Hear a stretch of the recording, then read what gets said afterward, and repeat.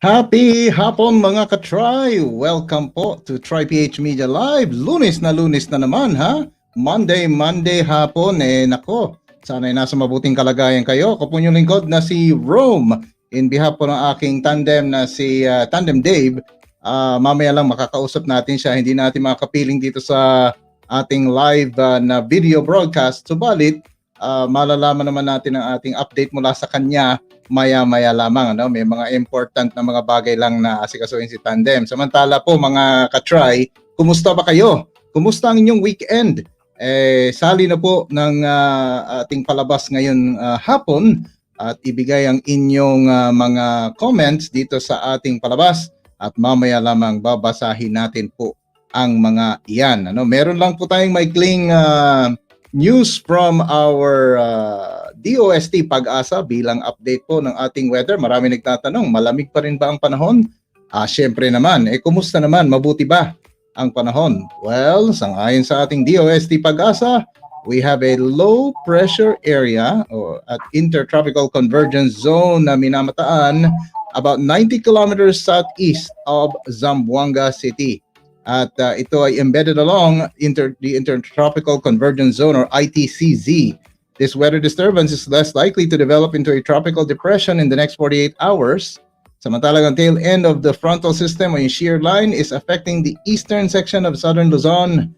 At syempre pa sa susunod na 24 oras, the combined effects of the low pressure area and the ITCZ and the tail end of the frontal system o yung shear line will bring moderate to heavy rains over Caraga, Davao Region, Soc-Sargen, and Eastern Visayas. Samantalang light to moderate and at times heavy rains may prevail over Quezon, Palawan, Bicol Region, and the rest of the Visayas and Mindanao. Samantala po mga ka-try, katulad ng sinasabi ko, kukuha tayo ng update mula sa ating katandem na ngayon ay online sa atin via phone patch.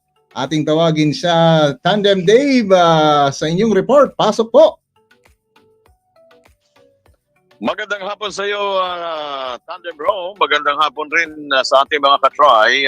Tinutukan natin kasi Tandem Rome, itong may kaugnayan naman sa ginawang hearing dito sa Kongreso.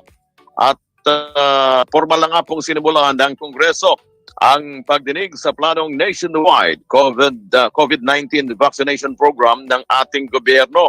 Pinangunahan ni Congresswoman Dr. Angelina Helen Tan, ang chairperson ng Committee on Health sa House of Representatives, ang turang public hearing via Zoom video conference. Layunin ng pagdinig na matiyak ang pagiging epektibo at ligtas ng pagbabakuna sa mga Pilipino na pinaglaanan ng multi-billion peso budget ng pamahalaan. Dumalo sa banggit na pagdinig sina Health Secretary Francisco Duque III at National Task Force Against COVID-19 Chief Implementer at Vaccine SAR na si Carlito Galvez at mga health experts mula sa public and private sectors. Sa naturang pagdinig, inilahad ni Secretary Duque ang umano'y kahandaan at pagiging safe, equitable at cost-effective immunization program para sa lahat o para sa mga Pilipino kaugnay ng kanilang pinaplano na public immunization for the next 3 to 5 years. Ayon po yan kay Secretary Duque. Sa panig naman po itong si Secretary Galvez, sinabi nito na ang mga lugar kung saan mataas ang kaso ng COVID-19 ang pangunahin sa makakatanggap ng bakuna na sisimulan kapag ready na o available na ang naturang mga bakuna.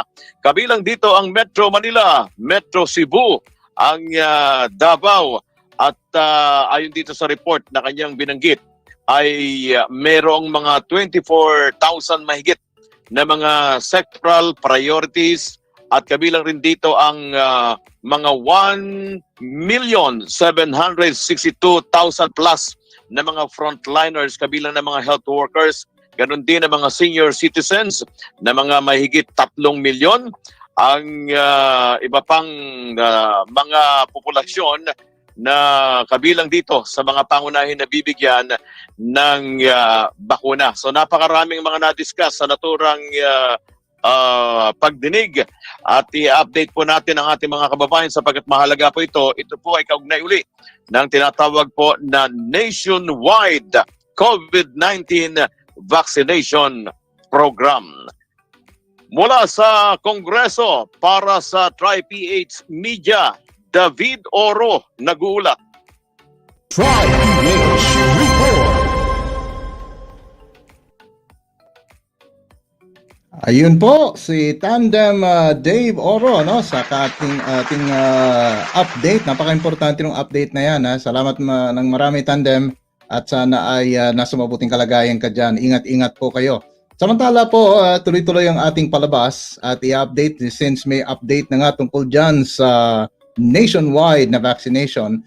Meron din naman tayong tourism na update for today. Narinig niyo na ba yung Fairways and Blue Water Resort? Boracay. Ayan, maganda po yan sapagkat ito'y nagniningning sa international arena. The Fairway and Blue Waters Resort Boracay is proud to announce its recent Global Tourism and Hospitality Recognition and Awards, along with the recognition given to Boracay as one of Condé Nast Traveler's 25 Best Beaches in the World in its 2020 Reader's Choice Awards list. Condé Nast Johansen selected Fairways and Blue Water Resort Boracay as a finalist for the Condé Nast Awards of Excellence 2021 for green practices and sustainability. The announcement was just made a few days into the year of 2021. Congratulations po. At syempre yan ang ating mga gustong marinig yung mga ganyang klaseng awards. And speaking of awards, nakarinig na ba kayo mga ka-try nung tinatawag na Philippine Sports Tourism Awards? O baka hindi nyo naririnig yan, and kung gusto nyo pang higit na malaman ang may kinalaman dyan, panoorin muna natin sandali ang maikling video na ito. An archipelago forged by ancient volcanic forces. 7,107 islands, where sky, water, and mountain give Olympians at heart a breathtaking terrain where they can put mind and muscle to the test. Synergy is the name of the game. When the industries of sports and tourism come together for one objective. We are making the Philippines a world-class sports destination. The time is ripe to honor the names, the movers and the shakers, the game changers that have made outstanding contributions to the sports tourism industry. The 2015 Sports Tourism Awards.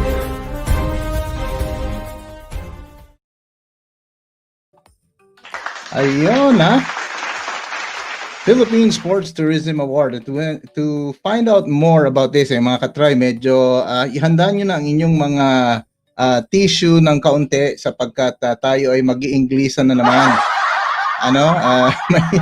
Mahirap aminin pero kinakailangan talaga natin gawin na tayo ay makipag-Inglesan because today we're going to interview none other than the founder and chairman of the Philippine Sports Tourism Award. Let's please give a warm TryPh welcome to Mr. Charles Lim, live na live dito sa TryPh Media. Welcome to TryPh, Sir Charles. Hey, welcome and good afternoon to each one of you. Yeah, thank you for having me here this afternoon, and I hope that I'll be able to impart some concepts and some misnomers about sports tourism at the same time. All right. Yes, thank you very much, Mr. Lim. We know you're a busy person and that you are here now with us because of this wonderful topic that we want to discuss with you. Actually, many of our viewers are not so familiar with this particular item, the sports tourism. So when we say sports, usually it's a separate topic and tourism is a separate topic, but there's such a thing as sports tourism. Would you please help our viewers now in TryPh Media to understand what is sports tourism and how this can help a host city? Mr. Yeah, Lim? okay. Well, simply in a nutshell, I mean, it's basically a synergy between sports and tourism. And you can see that a lot of movements, tourist arrivals into the Philippines for a start and closer to home, basically tourists coming here for leisure, for vacation. That's still number one. There is also business travelers and a very, very high number of tourists that comes to the Philippines are here for recreation and sports. Um, Even without any competition, you'll have tourists coming here for diving, for golfing, for trekking, mountain climbing, and so forth. And that itself makes a sport tourist. In 2019, it's such a bumper year for sports as well as tourism. For sports, because of the Southeast Asian Games, I think um, we did extremely well in being the number one sporting nation in the ASEAN region. Um, with that ASEAN Games, we had something like 11,000 athletes and officials visiting the Philippines for a 2-week period. And that itself, it's a tremendous number of tourists and as well as athletes and sportsmen and women. And then at the same time, 2019 also was a super bumper year for tourism in the Philippines, meaning that the tourist arrivals reached 8.2 million for the very, very first time. And it's such a feather in the cap for both the industries, sports and tourism. Yeah, wow. Okay. And Oh, then, yes, sir, go ahead. of course, there are the active sports tourists that do come here to participate in sporting events, as well as those officials who are here to supervise and give technical expertise and the games management as well.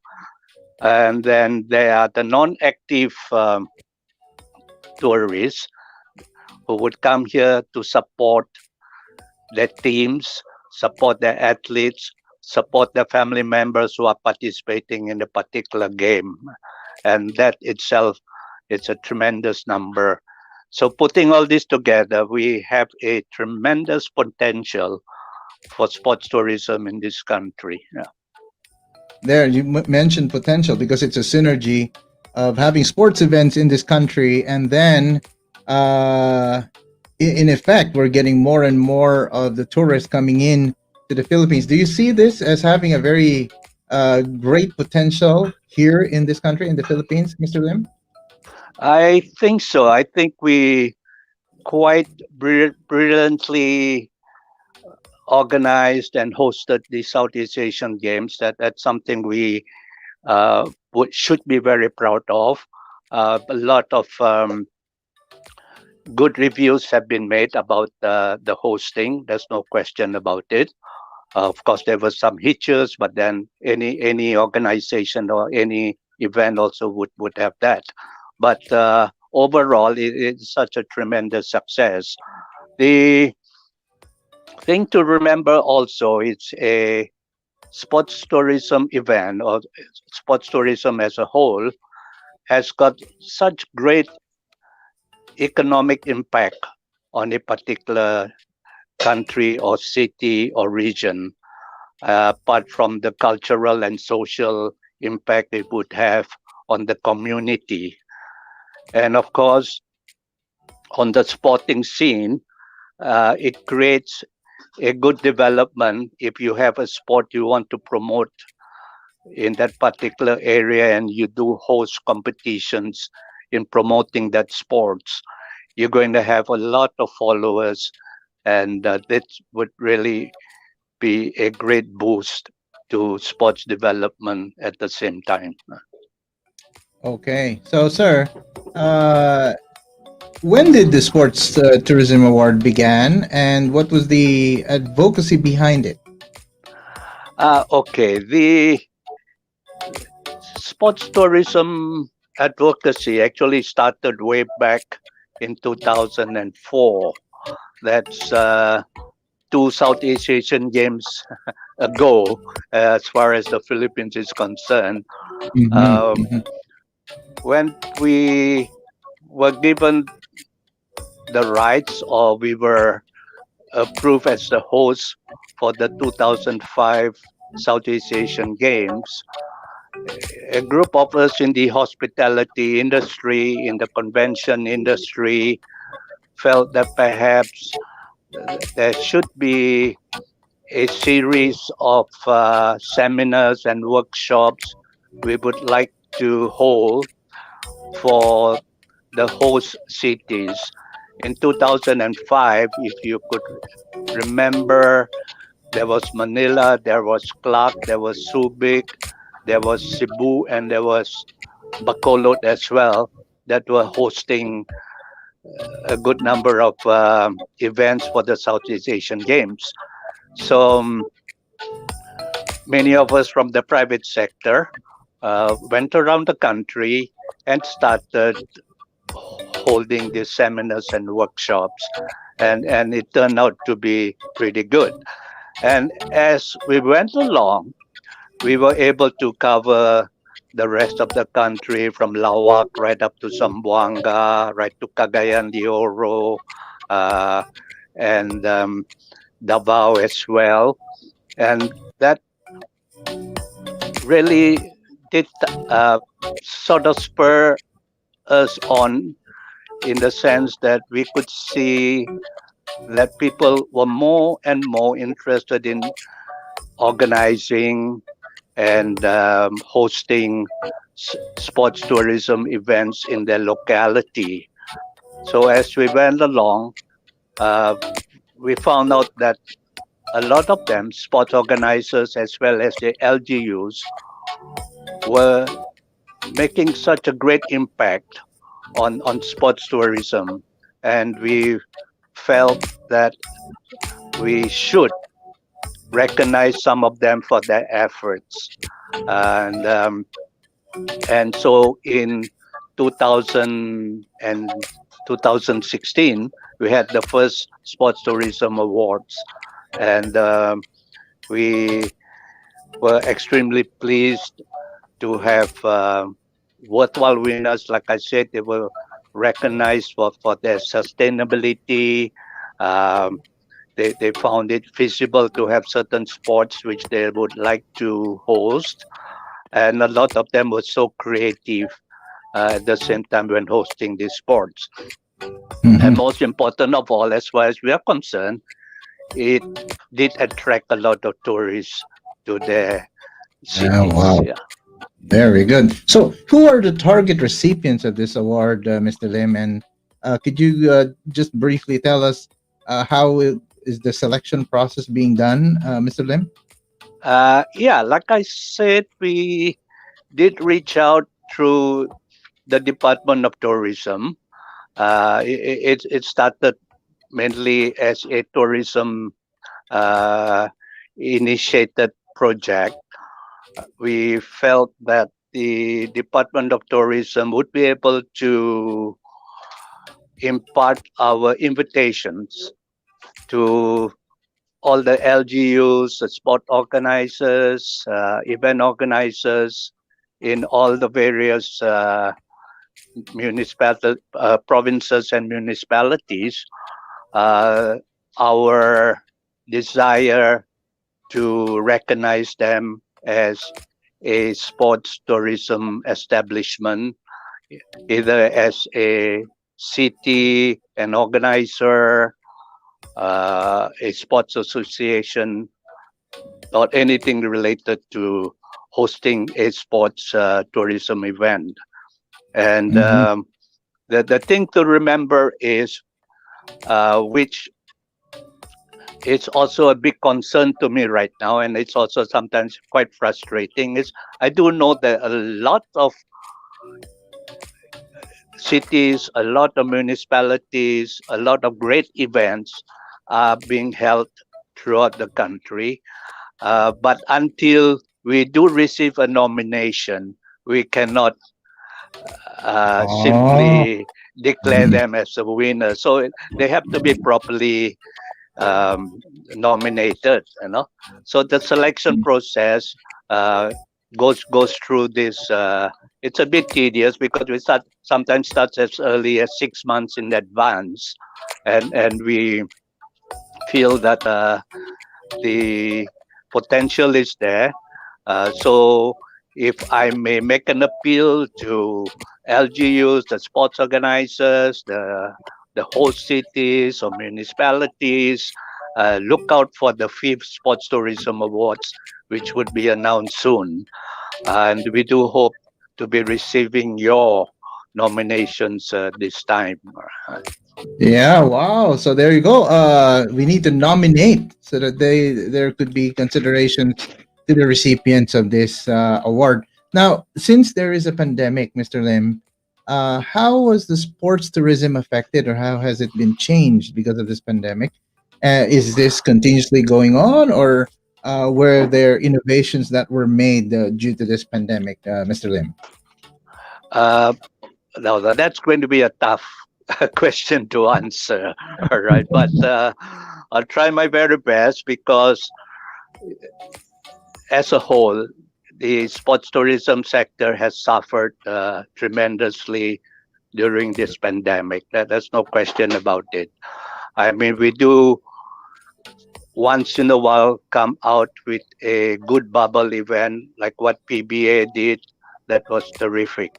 That was indeed a model uh, event which I think is being duplicated by some countries right now, and we're so very proud of the PBA for having put up such an event. Of course, it requires at the same time a terrific host city or host um, destination, which in this case, as you know, that they had clocked uh, city behind supporting that event. So there are also pocket events that could be held. I'm sure this would be on non-contact sports, which we do hope that could still be well promoted. We could still bring the tourists moving from one place to the other, participating in them. I'm talking about golf. Perhaps it's one of those sports that really should be promoted more heavily and more prominently. Diving is one. Perhaps they could also look into tennis, badminton, gymnastics, and archery at the same time. I do know also that there are groups of families um, from Manila going all the way to Clark on a weekend to just cycle around that area. And of course, with social distancing and all that, it's such a joy and encouragement looking at all these activities that are happening. So I wish I could be more positive. I mean, pardon the pun, but uh, that's not a good word to use nowadays. Huh? But however, we would like to encourage more better outlook in the organizers. We do hope you can make use of this pandemic to do a lot of planning and preparations because when everything is back to normal or the new normal is being imposed and people can move more freely, the potential for sports tourism is extremely high. Uh, now on the standstill the Tokyo Olympics, for instance. I mean, everything is put on hold right now. I mean, it was postponed last year. We still do not know if it would be pushed through this year, but we are all praying for it. We hope that it would be held as well for the sake of the athletes. I mean, they have been preparing themselves for a performance such as this, and nobody would want to miss an Olympic event. And also for the hundreds of thousands of tourists going into Tokyo, and I'm sure some of them had already booked their hotels, their plane tickets going in to Tokyo for a week, 2 weeks, 3 weeks, or even a month just to witness the Tokyo Olympics. Very good. Wow. So we are looking forward to all of these innovations that will happen in the future. And yes, we want to be a little bit more positive, not COVID-19 positive, but we want to have a positive mental attitude towards this potential, great potential in the Philippines. So I hope we had more time, but unfortunately, we don't have much time. Mr. Lim, again, a big thank you for being with us today. I know you're very busy, and thank you for sharing all your insights with us here at TryPh Media, Mr. Lim. Thank you very much. And could I just like to extend my gratitude as well for being able to host the Fourth Tourism Awards Go ahead, Go ahead. late last month or late last year. That was already in December, in spite of the pandemic and all that. I'd like to express my gratitude to the Cloud Development Corporation, the Bases and Conversion Development Authority, the Subic Bay Authority for supporting that event, as well as, of course, our very good supporters, the Department of Tourism, the Philippine Sports Commission, and as well as PAPCOR, and of course my good private sector supporters who went all the way in spite of taking the risk. And I'd like to thank Smart Communications, Coca-Cola, and Universal Robina Corporation for having the confidence in us in making the Fourth Tourism Awards a reality. So thank you all very much indeed. Yeah. Yes, thank you very much. That was Mr. Charles Lim, founder and chairman of the Philippine Sports Tourism Award. Thank you again, sir. So don't go away. Or not, mapapa-English na ako ng tuloy-tuloy. Mga ka-try. Please stay tuned. Magbabalik po on TryPh Media. Hello mga ka-try.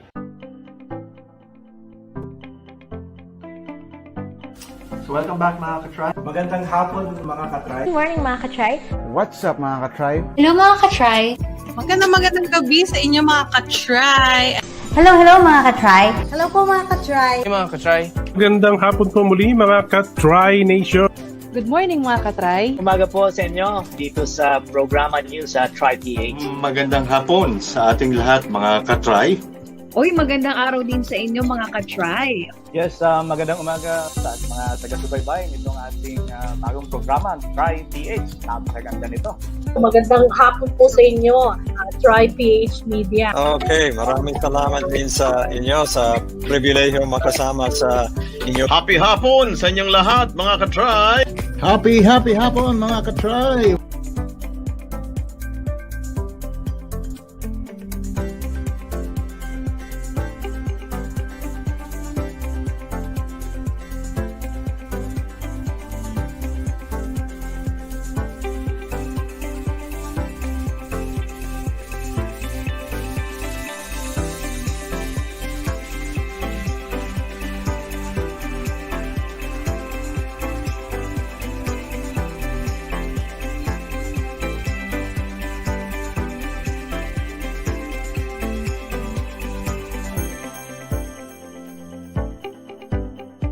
How far and how Hi! Is high.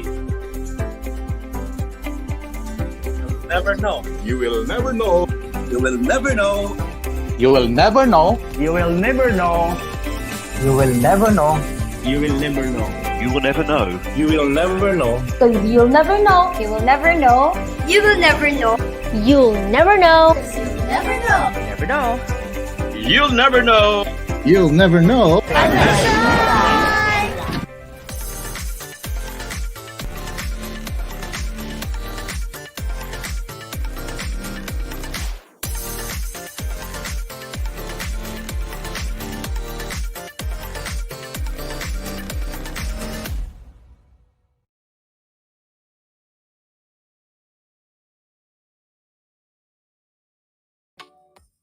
Ay, ayun na pala tayo. Naku, pambira.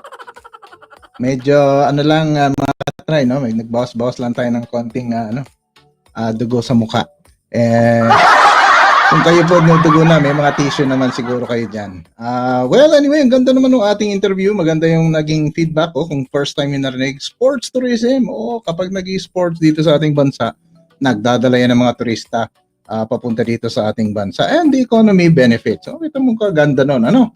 Yung mga LGUs po, nominations ang pinananawagan po Mr. Charles Lim, nominate yung inyong area para po sa Sports Tourism Awards. In the meantime, doon sa inyo na interested po na maging radio operator, amateur radio operator, paano ba? Ano ba yung ating tip na may bibigay? Well, for our TryPh tip of the day, please watch si Prof. Ralph as he explains how you become an amateur radio operator. Paano ba maging isang amateur radio operator? Maaari ninyong puntahan ang official website ng Philippine Amateur Radio Association or mas kilala sa tawag ng PARA. Ang kanilang official website ay para.org.ph. Kapag nandun na kayo sa kanilang official website, mga katry, ay i-scroll down lang ninyo ang kanilang website at pagkatapos sa may bandang baba, meron kayong magkikitang parang green portion. At may tanong doon, do you want to be a ham? Merong dalawang option doon. Click here for more information or contact us now. Click nyo po yung click here for information. At dadalhin niya kayo ngayon doon sa page, doon sa website, kung saan nakalagay yung step-by-step process kung papaano makakakuha ng amateur radio license at Radio Amateur Operator Certificate. Yan. Dalawa po ang kailangang makuha kasi. At merong doong iba't ibang mga step. Kailangang umattend ng isang orientation na ino-organize ng PARA. Itong orientation seminar po na ito ang siyang magbibigay sa inyo ng napakaraming informasyon. Ako mismo mga katry, umattend po ako dyan. Doon po ako pumunta sa opisina ng PARA sa NTC sa Quezon City. At umattend po ako niyan last year. Ang orientation seminar, mga katry, ay libre. At optional kung gusto niyo magkaroon ng handbook. Halimbawa ako, gusto kong matuto, gusto kong magkaroon ng referensya, kaya bumili ako ng kanilang handbook. Pero ang pagdalo ng orientation seminar ay libre. Ano yung pangalawa? Pagkatapos mong matapos ang orientation seminar ay ang PARA ay mag-i-issue sa iyo ng Certificate of Attendance. Importante yung Certificate of Attendance kasi requirement po yun. At pagkatapos ay bibigyan din ho kayo ng PARA ng exam application form. So ang pwede nyong gawin pagkatapos ho nung seminar ay i-fill up nyo na po yung exam application form. Yung photocopy ng inyong Certificate of Attendance para sa orientation seminar ay kailangan pong itong i-attach. Magbabayad po ng 50 pesos. Tama po kayo, 50 pesos po ang bayad sa exam fee at magbibigay po, magsasubmit din po ng dalawang naka-stamp na long white letter envelopes na nakalagay yung address ninyo. Ano naman yung pangatlo? Well, depende kung kailan pa may mga slots. Ay pupunta na ho uli sa NTC o sa PARA para mag-take ng exam. Bago ho ng quarantine, ang examinations po ay tuwing Miyerkules. Weekly po yan mula alas 8 ng umaga hanggang alas 10 ng umaga. Ano naman yung pang-apat? Kapag last step po, pagka nakuha na ang resulta ng exam, ay pwede na hong mag-submit ng application ng amateur radio license o radio amateur operator certificate. Yan. Kapag galing ka sa malayo at naghihintay ka doon, nakuha mo yung resulta, pwede na rin kaagad na isubmit yung application.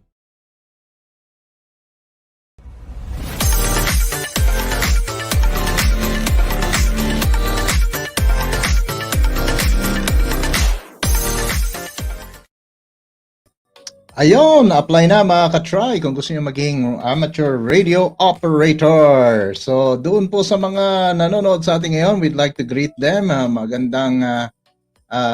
Maraming salamat sa inyong panonood. Unahin na natin po sa ating Facebook page. Itong si Joy Robles watching from Muntinlupa City. Happy hapon mga ka-try nation. Nako, mga Italiano dyan na nanonood sa atin sa TryPh Media. Kay Ma'am Rowena Canta, our weekend is great and I don't like Mondays. Oh, nako, pare-pareho pala tayo, Ma'am Rowena. Magandang lalaki na nakaano agad. Joey Cuevo, magandang Monday, cold afternoon mga ka-Try Nation. Ingat-ingat po sa ating health kasi flu season ngayon.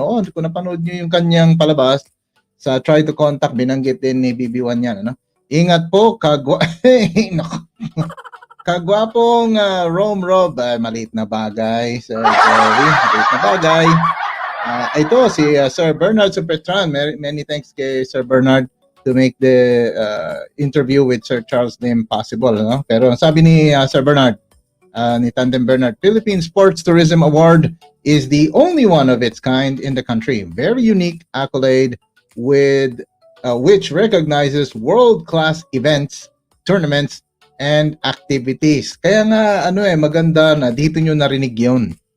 Para lalo-lalo na doon sa ating mga ka-try na interested dyan into sports and tourism. It's a synergy nga nung dalawa at maganda po yung advocacy behind it.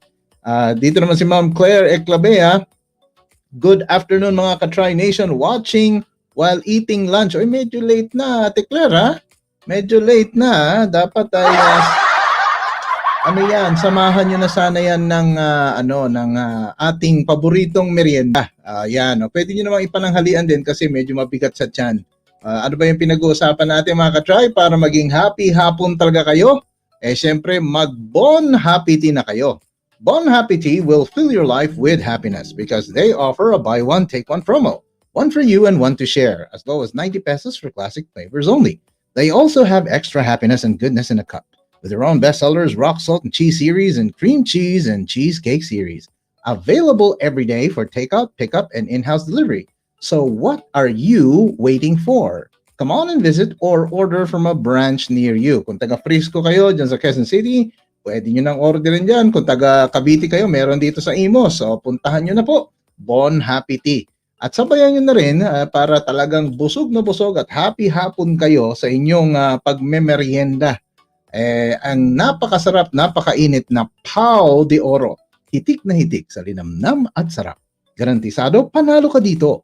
Kaya't halina tikman, Pao de Oro, ang Bicol's Best Toasted Siopaw. Ang paboritong toasted siopaw ng bayan. Sa halagang 10 piso, nag-enjoy ka na. Happy tummy ka pa. Sulit, di ba? Kaya happy hapon talaga kapag may Bon Happy Tea at happy tummy with Pao de Oro. Ayan, nakita mo naman. Sabay-sabay ang kahappy-happyhan kapag yung dalawang yan pinagpapares nyo sa inyong merienda. At syempre, hindi pa tayo natutuwa ng dyan lamang. Lahat po ng sumusuporta sa TryPh Media nais nating pasalamatan. Lalo-lalo na ating mga advocacy partners. Sila ang mga patuloy na sumusuporta sa advokasya ng TryPh Media through their contributions and by promoting our website and social media site. Ang ating mga platinum partners, Ralph Consulting, we support to keep you going. Tagaytay Guide, RJ Brom Consulting Services. ATI Calabarzon, JRM Consulting, HAAS, Homeschool as a Service. Ang ating mga gold partners naman, the Happy Giving Trading Company, Bernard Supetran, Media and Promotions Consultant, Bon Happy Tea, and Pau de Oro. Samantalang ang silver partners natin, Life Extension Philippines, the science of a healthier life. Stay healthy, live better. LMP Auto Car Care. SafeTech.ph. Your safety is our priority. The Purple Whisk. La Homa Funeral Homes. We honor the lives of the ones you love. RDY Marine Electronics. At syempre ang Masarap Bakery by Ogie Makababayaw from Lipa, Batangas. Masarap na, murang-mura pa. Ayan ang ating mga advocacy partners. Doon sa iba ng mga katry natin nagtatanong, how do I get yung aking sariling supply ng vitamin D3 from Life Extension Distributor Luzon? Well, you may contact Ms. Jelly Fernandez at 0963-886-3346 or you may email her at lifeextension.luzon@gmail.com.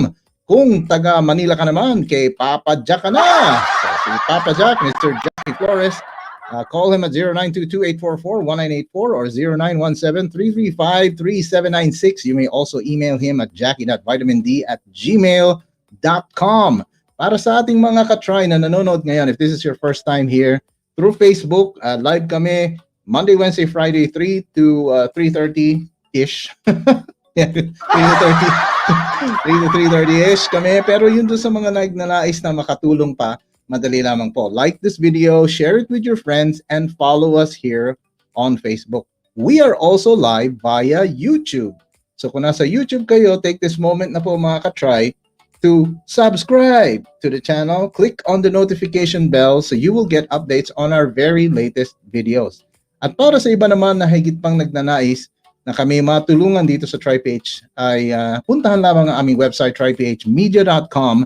Click on the tab, join us, and you will see specific ways where you can share contents or ideas na gusto ninyo na i-feature namin dito sa TryPh. At dyan po muli, nagtatapos ang isa na namang episode ng ating TryPh Media Live. At syempre, in behalf of my tandem, si Tandem Dave, maraming salamat po sa inyong lahat. At iiwanan po namin kayo ng mga katagan na lagi namin sinasabi. Syempre, ang inyong lingkod na si Rome ay hindi nakakalimot po na magpaabot din ng mga kaunting kasiyahan para ho sa ating mga tagapakinig. Pero bago ko tapusin itong ating show, magbibigay lang ako ng kaunting condolences sa pamilya ng mga Kuo at mga Chavez. Particular po kay Dory Kuo in losing her husband, si Kuya Pat Kuo. Condolences po sa inyo at sa inyong buong pamilya. We will pray, of course, for more encouragement and for your strength and your safety, Ate Dory, at sa inyong buong pamilya. Ayan po, nagtatapos mga katry ang ating palabas ngayon at iwanan namin kayo ng mga katagang hihiramin ko mula kay Tandem Dave Oro. How far is far? And how high is high? Well, you'll never know unless you try.